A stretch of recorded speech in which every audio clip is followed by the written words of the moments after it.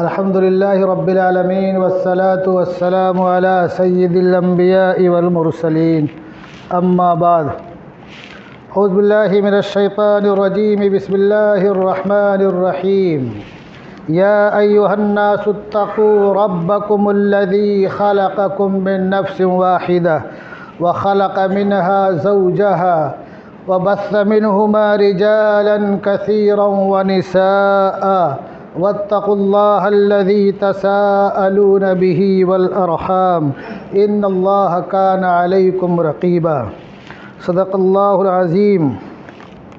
عن أبي هريرة رضي الله تعالى عنه عن النبي صلى الله عليه وسلم قال تنكح المرأة لأربع لمالها ولحسبها ولجمالها ولدينها فاظفر بذات الدين تربت يداك رواه البخاري.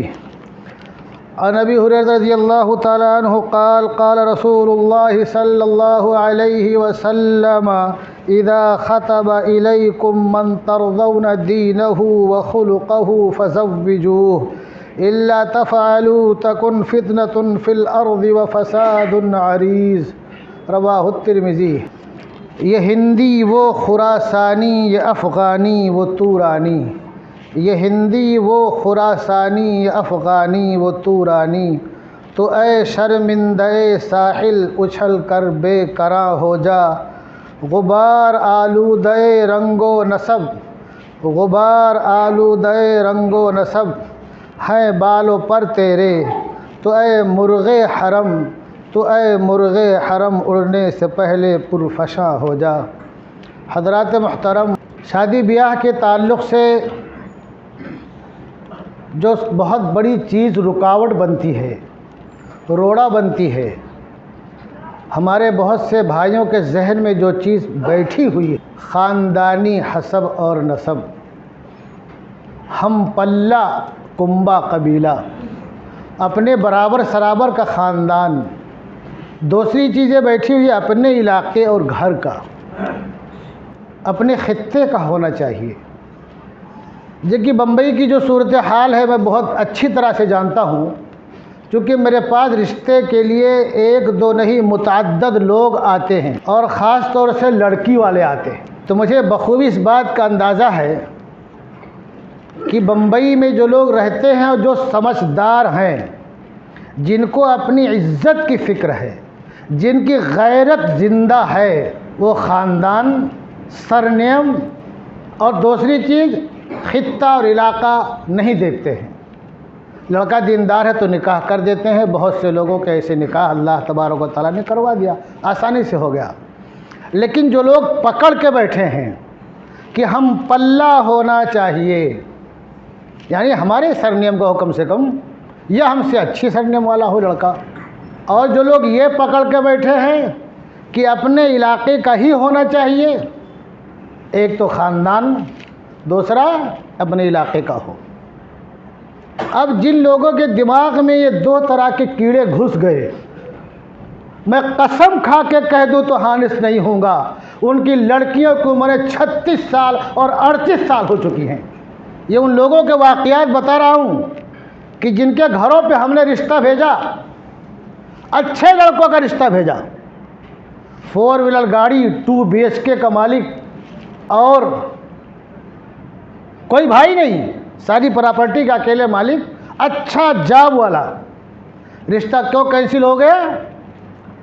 سرنیم نہیں لکھا ہے. رشتہ کیوں کینسل ہو گیا؟ اپنے علاقے کا نہیں ہے، خطے کا نہیں. مجھے بہت افسوس ہوتا ہے کہ ہم تو کہتے ہیں کہ ہم عاشق رسول ہیں، ہم رسول اللہ صلی اللہ علیہ وسلم کی زندگی کو دیکھتے ہیں، ہم صحابہ کرام کے طور طریقے کو دیکھتے ہیں، لیکن جب یہ سب چیزیں آتی ہیں تو ہم بہرے اور گونگے ہو جاتے ہیں، لگتا ہے کہ ہم کچھ جانتے نہیں ہیں. یہ حالات آج جو بگڑ رہے ہیں، معاشرہ میں جو برائیاں پیدا ہو رہی ہیں، ہماری جو بہن بیٹیاں ادھر ادھر جا رہی ہیں، بھٹک رہی ہیں، آئے دن جو اخبارات میں پڑھنے کو ملتا ہے، آئے دن جو سوشل میڈیا پہ دیکھنے کو ملتا ہے، اس کی ایک بڑی وجہ یہ بھی ہے کہ ہم اڑ گئے، پکڑ کے بیٹھ گئے. یہ بات دھیان رکھو، فطرت کو کوئی دبا نہیں سکتا ہے، فطرت کو کوئی دبا نہیں سکتا ہے۔ انسانی فطرت ہے، مرد ہو یا عورت ہو، اس کو اپنی خواہش کی تکمیل کرنی ہے، جائز راستہ ہو یا ناجائز راستہ ہو، کہیں نہ کہیں سے تو راستہ بنائے گا ہی۔ بہت مشکل ہے کہ ہمارے بیٹے اور بیٹیاں اپنی عفت اور عصمت کی حفاظت کر سکیں، حالات اتنے خراب ہیں۔ ہر شخص کے ہاتھ میں وہ آلہ ہے کہ جس سے برائی کے تمام راستے اس کے سامنے کھل جاتے ہیں، اور اگر اس کی شہوت بند ہو، خاموش ہو، تو اس کی شہوت کو مہمیز لگ جاتی ہے۔ ان آلات میں گھس کر کے، پڑھ کر کے ہم سے بہت سے گھر والوں نے شکایت کیا، لڑکوں کے بارے میں بھی، لڑکیوں کے بارے میں بھی۔ ہم کیسے کنٹرول کر سکتے ہیں؟ اور ایسے ایسے بات ہو رہی اس کی، ان کا نگاہ رکھو، دیکھو، کام ہونا سو جاؤ تو چادر کے نیچے سے موبائل چالو رہتا ہے، چیٹ چالو رہتی ہے۔ تو آج کل ہمارے لڑکوں کا ذہن بھی پراگندہ ہو رہا ہے اور ہمارے بچوں کا ذہن بھی پراگندہ ہو رہا ہے، اور ہم ہیں کہ ہم نے اللہ کے پیارے حبیب کے فرمان کو، صحابہ کرام کی زندگی کو پس پش ڈال دیا۔ جو نکاح ہوتا ہے اس میں جو خطبہ پڑھا جاتا ہے، جو سب سے پہلی آیت پڑھی جاتی ہے، پہلی آیت سورہ نساء کی ہے، پارہ نمبر 4، سورت نمبر 4، یا ایھا الناس اتقوا ربکم الذی خلقکم من نفس واحدہ، اے لوگو اس رب سے ڈرو جس نے تم کو ایک جان سے پیدا کیا۔ جب ایک جان سے پیدا کیا تو اس میں اونچ نیچ بچا، سرنیم کا کھانا بچا، علاقہ اور خطے کا کھانا بچا، کچھ نہیں بچا۔ لیکن ہم نے یہاں کے ریت کو اپنا کر کے اونچ نیچ کو، بھید بھاؤ کو باقی رکھا۔ بہت افسوس ہوتا ہے۔ آگے اللہ نے کیا ارشاد فرمایا؟ وَخَلَقَ مِنْهَا زَوْجَهَا وَبَثَّ مِنْهُمَا رِجَالًا كَثِيرًا وَنِسَاءً، اور اللہ تعالیٰ نے اسی ایک جان سے اس کا جوڑا پیدا کیا، پھر اس جوڑے سے اللہ تبارک و تعالیٰ نے بہت ڈھیر سارے مرد اور عورت کو پیدا کیا، پھیلا دیا۔ وَاتَّقُوا اللَّهَ الَّذِي تَسَاءَلُونَ بِهِ وَالْأَرْحَامَ، اللہ سے ڈرو، اللہ کان علیکم رقیبا، اللہ تعالیٰ تم پر نگہبان ہے۔ یہ آیت بتا رہی ہے کہ ہم سب ایک ماں باپ کی اولاد ہیں، کوئی اونچ نیچ نہیں ہے، کوئی علاقے کا، خطے کا اور خاندانی کنبہ قبیلے کی کوئی برتری اور کوئی افضلیت نہیں ہے۔ اور جہاں عزت کی بات آ جائے، ناموس کی بات آ جائے، ہماری بیٹیاں جب جوانی کی دہلیز کو کراس کرنے لگیں اور جب ان کے بالوں میں چاندی چمکنے لگے، ان کے بالوں میں سفیدی آنے لگے، ان کے چہروں پر جھریاں پڑنے لگیں، ایسے وقت میں اگر ہم علاقہ دیکھیں گے، خطہ دیکھیں گے اور خاندان قبیلہ دیکھیں گے شادی بیاہ کے تعلق سے، تو وہی ہوگا جو آج ہو رہا ہے، جس کے لیے ماں باپ دوڑے دوڑے آتے ہیں، مولا کوئی تعویذ دے دو۔ بیٹی نہیں مان رہی ہے، بیٹا نہیں مان رہا ہے۔ یہ دنیا دارالاسباب ہے، تم کو اسباب اختیار کرنا پڑے گا، تم کو ذرائع اختیار کرنے پڑیں گے، تم کو وسائل اختیار کرنے پڑیں گے، اور خود نہیں سمجھ سکتے ہو، سوچ سکتے ہو تو دانشوروں سے، علماء سے، مشائخ سے، اور جو لوگ سماج میں رہتے ہیں، جو لوگ کورٹ کا چکر لگاتے رہتے ہیں اور وہ لسٹ دیکھتے ہیں جس میں لڑکیوں کے اور لڑکوں کے نام ہوتے ہیں کہ وہ دوسروں سے شادی کرنے والے ہیں، ان سے ملتے، ان سے رابطہ کرتے تو شاید کی ڈھنگ کا تم کو مشورہ مل جاتا کہ ایسی صورتحال میں تم خالی مسلمان دیکھ کر کے نکاح کر دو، شادی کر دو، نہ خاندان دیکھو، نہ علاقہ دیکھو۔ جب عزت کی دھجی بکھرنے والی ہو تو یہی راستہ ہے، اس سے بہتر کوئی راستہ ہے؟ اور ویسے بھی ہم کو خاندان، قبیلہ، علاقہ، خطہ نہیں دیکھنا چاہیے۔ اللہ کے پیارے حبیب کا جو ارشاد بخاری کی روایت ہے کہ عورتوں سے شادی 4 وجوہات کی بنیاد پر کی جاتی ہے، ایک تو مال کی وجہ سے، اور ایک حسب و نسب کی وجہ سے، اور ایک خوبصورتی کی وجہ سے، اور ایک دین کی وجہ سے۔ آپ نے کیا فرمایا؟ دینداری کو دیکھو۔ کس کو دیکھو؟ فَاظْفَرْ بِذَاتِ الدِّينِ، دینداری کو دیکھو۔ یہ تو لڑکی کے تعلق سے ہو گیا، لڑکوں کے لیے پیغام ہو گیا۔ لیکن ہمارے وہ لوگ جن کی بچیاں بالغ ہو چکی ہیں، جو حیران و پریشان ہیں، ہر شخص سے کہتے پھرتے رشتہ بتاؤ، اور کہاں کہاں ڈالتے رشتہ لگانے والوں کے اس سے پیغام ہو، کیا کیا کرتے ہیں، سن لو۔ عن ابی ہریرہ رضی اللہ تعالیٰ عنہ قال قال رسول اللہ صلی اللہ علیہ وسلم، راوی کون ہے؟ حضرت ابو ہریرہ رضی اللہ تعالیٰ عنہ، اذا خطب الیکم من ترضون دینہ وخلقہ، کہ جب تمہیں کوئی پیغام بھیجے نکاح کا، جس کے دین کو تم اور جس کے اخلاق کو، دو چیزیں کیا فرمایا آپ نے؟ دینداری، دوسری چیز کی اخلاق۔ دینداری کے ساتھ ساتھ اخلاق بھی اچھا ہونا چاہیے، اور جب آدمی دیندار ہے تو اس کا اخلاق انشاءاللہ اچھا ہی ہوگا۔ جس کے دین کو اور جس کے اخلاق کو تم پسند کر رہے ہو فَزَوِّجُوهُ، تو بغیر سوچے سمجھے نکاح کر دو، بغیر سوچے سمجھے نکاح کر دو۔ ہمارے بہت سے بھائی کیا سوچتے ہیں، چھوٹا گھر ہو، گھرانہ ہو، گھر میں کم افراد ہو، ساس مر چکی ہو یا مرنے والی ہو، کوئی نند نہ ہو، کوئی بھاوج نہ ہو، ارے گزارا کرنا ہے لڑکے کے ساتھ۔ اگر لڑکا دیندار ہے، اس کا اخلاق، اس کا کریکٹر، اس کا کردار اچھا ہے تو کوئی حرج نہیں ہے، وہ انشاءاللہ عزت و آبرو سے رکھے گا۔ تو آپ نے کیا ارشاد فرمایا؟ اذا خطب الیکم من ترضون دینہ وخلقہ، جب تمہیں کوئی پیغام بھیجے جس کے دین کو، جس کے اخلاق کو تم پسند کرتے ہو، فزوجوہ، تو اس سے تم اس کا نکاح کر دو۔ آگے کیا فرمایا سنو غور سے مسلمانوں، الا تفعلوا تکن فتنۃ فی الارض وفساد عریض، اگر تم ایسا نہیں کرو گے تو زمین میں فتنہ پیدا ہوگا اور بہت بڑا فساد پیدا ہو جائے گا۔ آج ہماری ہر دھرمی اور ہماری ضد خاندانی تعلق اور خاندانی تعلی اور تعصب اور برتری نے یہاں تک پہنچا دیا ہے کہ ہماری بیٹیاں بے مہار ہو چکی ہے اور جہاں چاہتی ہیں چلی جاتی ہیں۔ بعد میں ہم بیٹھ کر کے روتے ہیں، خون کے آنسو بہاتے ہیں، لوگوں کے پاس بھاگ بھاگ کے کچھ کیجئے کہ واپس چلی آئے، ابھی کسی کو معلوم نہیں ہے۔ ارے کچھ کرنے سے پہلے تم نے سوچا ہوتا کہ عمر بڑھ رہی ہے، تم ہر دھرمی میں ٹکے ہوئے ہو۔ عطا اللہ شاہ بخاری کو ایک شخص کے تعلق سے معلوم پڑا، حیا اور پاک دامنی ایک کتاب ہے پیر ذوالفقار صاحب، اس میں واقعہ لکھا ہوا ہے کہ ان کے گھر میں لڑکی 22-23 سال کی ہو چکی ہے، تو حضرت نے اس کے ماں کو پیغام بھجوایا شادی کے لیے جلدی کر دو، تو ماں کیا بولتی ہے، ابھی تو اس کے دودھ کے دانت بھی نہیں ٹوٹے ہیں۔ تو حضرت نے فرمایا جس دن یہ دودھ پھٹے گا تو اس کی بساند اور سڑان سے پورا علاقہ بدبودار ہو جائے گا۔ تو ہماری ہر دھرمی ہم کو کہاں لے جا رہی ہے، ہمارا معاشرہ کہاں جا رہا ہے، اور کس طرح سے مسلمانوں کی رسوائی کے اسباب پیدا ہو رہے ہیں۔ آپ نے کیا فرمایا؟ الا تفعلوا، دیندار، دین کو بھی پسند کرتے ہو، اخلاق بھی اچھا ہے، اگر تم اس سے نکاح نہیں فزوجو تو نکاح کر دو، اگر نہیں کرو تو الا تفعلوا تکن فتنۃ فی الارض وفساد عریض، تو زمین میں کیا ہو جائے گا؟ فتنہ برپا ہو جائے گا اور ایک لمبا فساد ہو جائے گا۔ چنانچہ آج اپنی آنکھوں سے آپ دیکھ رہے ہیں سوشل میڈیا پر کتنے واقعات پیش آ رہے ہیں، کتنے معاملات پیش آ رہے ہیں جو لوگ سوشل میڈیا پہ ڈال رہے ہیں کہ فلاں فلاں کے ساتھ چلی گئی، اس کے ساتھ کیا ہوا، حالات کیا ہوئے، کیسے کیا ہوئے۔ گھر والے کیا کرتے پھر؟ خون کے آنسو روتے ہیں، خون کے آنسو روتے ہیں۔ اب ہم سوچیں گے کیسے کر دیں۔ ہم اتنے بڑے لوگ ہیں، اتنے اچھے خاندان کے لوگ ہیں، اتنے بڑے زمیندار ہیں، ہم اتنی پراپرٹی ہماری ہے۔ سنو واقعہ اللہ کے پیارے حبیب کے آزاد کردہ غلام کون ہے؟ حضرت زید بن حارثہ رضی اللہ تعالیٰ عنہ، آزاد کردہ غلام ہیں، قریشی نہیں ہیں، ہاشمی نہیں ہیں، مطلبی نہیں ہیں، مکہ کے بھی نہیں ہیں۔ آپ نے ان کا پہلا نکاح کس سے کرایا؟ حضرت زینب بنت جحش سے۔ کس سے؟ حضرت زینب بنت جحش سے۔ یہ کون ہے؟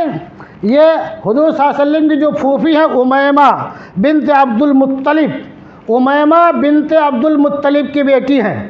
کون ہے یہ؟ ہاشمی ہیں، مطلبی ہیں، ان کی بیٹی سے حضرت زید رضی اللہ تعالیٰ عنہ کا نکاح کرایا۔ کس نے؟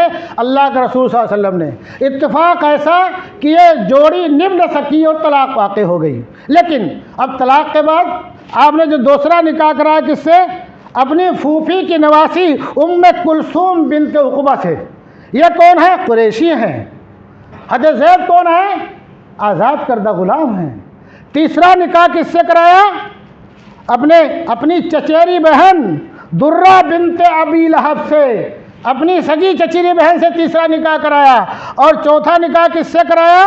اپنی پھوپھی ذات بہن ہند بنت العوام سے کرایا چوتھا نکاح۔ کس کا؟ حضرت زید رضی اللہ تعالیٰ عنہ کا۔ اگر خاندانی تعلی اور برتری یہ نکاح میں مانع ہوتی اور اس کی کوئی حیثیت ہوتی، اس کی کوئی وقعت ہوتی، تو اللہ کے پیارے حبیب صلی اللہ علیہ وسلم ایک آزاد کردہ غلام سے اپنے خاندان کی ان بیٹیوں کا نکاح ہرگز نہ کراتے۔ اس میں ہمارے لیے سبق ہے، اور ہمارے وہ لوگ جن کو اللہ نے بہت نوازا ہے، بہت نوازا ہے، بعض دفعہ وہ لوگ غفلت کے شکار ہو جاتے ہیں۔ ایک صاحب کا مجھے فون آتا ہے کہ ہمارا بھائی کروڑ پتی ہے۔ کیا ہے؟ کروڑ پتی ہے، 2-4 کروڑ دے سکتا ہے شادی میں، رشتہ نہیں طے ہو رہا اب تک۔ بار بار فون آتا تھا، ابھی کچھ دنوں سے فون بند ہو گیا آنا۔ وہ 1-2 کروڑ بھی دے سکتا ہے۔ اب کیا ہے مسئلہ؟ یہی اپنا سرنیم والا چاہیے، اپنے علاقے کا چاہیے، عمر بڑھ رہی ہے، تو ایسے لوگ بھی سن لو، ایسے لوگ بھی سن لو۔ حضرت بلال رضی اللہ تعالیٰ عنہ کو جانتے ہو؟ حضرت بلال رضی اللہ تعالیٰ عنہ اسلامی تاریخ کے وہ آفتاب و ماہتاب ہیں جن کو دنیا کے سارے انسان جانتے ہیں، اس بنیاد پر جانتے ہیں کہ وہ غلام تھے، اور غلامی کی زندگی میں ان پر جو ظلم و زیادتی ہوئی شاید کہ کسی اور پر ہوئی ہو، شاید کہ کسی اور پر ہوئی ہو۔ اور رنگ، شکل و صورت، موٹے موٹے ہونٹ، کالے کلوٹے، آج ہماری لڑکیاں دیکھ کر کے بھاگ جائیں، اور ہمارے جو مالدار لوگ ہیں، کروڑ پتی لوگ ہیں، لکھ پتی لوگ ہیں، وہ تو نام سن کر کے چڑھ جائیں گے شادی کے تعلق سے۔ لیکن سنو، اس وقت کا وہ شخص کہ جس کا جب انتقال ہوتا ہے سونا زیادہ ہوتا ہے ترکے میں کہ اس کو کدال سے اور کلہاڑی سے کاٹ کر بانٹنا پڑتا ہے۔ اور قریشی ایک اونچے حسب و نسب والا شخص جن کو دنیا عبد الرحمن بن عوف کے نام سے جانتی ہے، اور جو عشرہ مبشرہ میں سے ہے، انہوں نے اپنی بہن حالہ بنت عوف کا نکاح کس سے کیا؟ حضرت بلال رضی اللہ تعالیٰ عنہ سے کیا۔ کیا تم حضرت عبد الرحمن بن عوف سے بڑھ گئے ہو؟ ان سے زیادہ تمہارے پاس دولت آ گئی ہے، تمہاری حیثیت حضرت عبد الرحمن بن عوف سے زیادہ ہو گئی ہے، جو تم دینداری کو دیکھ کر کے اور لڑکے کو ٹھیک ٹھاک دیکھ کر کے نکاح کرنے پر آمادہ نہیں ہو۔ ان سے زیادہ تمہارے پاس مال آ گیا ہے کیا؟ وہ خرچ بھی بہت کرتے تھے، کیا ان سے بڑا تمہارا نسب ہے؟ ان سے بڑا تمہارا حسب ہے؟ ان سے اونچا تمہارا خاندان ہے؟ جو تم خاندان کی جکڑ بندیوں میں پڑے ہوئے ہو اور کاسٹ میں شادی کرنے سے گھبراتے ہو، دور بھاگتے ہو۔ اور حضرت اسامہ بن زید، یہ کون ہے؟ غلام زادے ہیں، آزاد کردہ غلام کے صاحبزادے حضرت اسامہ رضی اللہ تعالیٰ عنہ ہیں۔ ان کا نکاح فاطمہ بنت قیس القرشیہ سے ہوا۔ اگر خاندان دیکھتے تو ان کا نکاح ان سے ہوتا؟ ہرگز نہ ہوتا۔ تو مسلمانوں، حضرت عبد الرحمن بن عوف جیسے مالدار ترین شخص نے، عشرہ مبشرہ میں سے تھے، اتنے بڑے دیندار تھے، اور اتنی دولت تھی کہ مالدار ترین انسان تھے، خاندانی اعتبار سے اتنے عظیم شخصیت تھے کہ انہوں نے اپنی بہن کے نکاح حضرت بلال رضی اللہ تعالیٰ عنہ سے کیا۔ حضور صلی اللہ علیہ وسلم نے اپنے آزاد کردہ غلام سے اپنے گھرانے کی کے بعد دیگرے 4 عورتوں کا نکاح کیا۔ حضرت اسامہ بن زید سے قریشی لڑکی کا نکاح کیا۔ یہ ہم سب کو یہ بتلاتا ہے، اس میں سبق ہے کہ ہم نکاح کے تعلق سے بہت زیادہ سوچ بچار نہ کریں کہ خاندان ایسا ہے، سرنیم نہیں، علاقہ ایسا ہے، خطہ ایسا ہے۔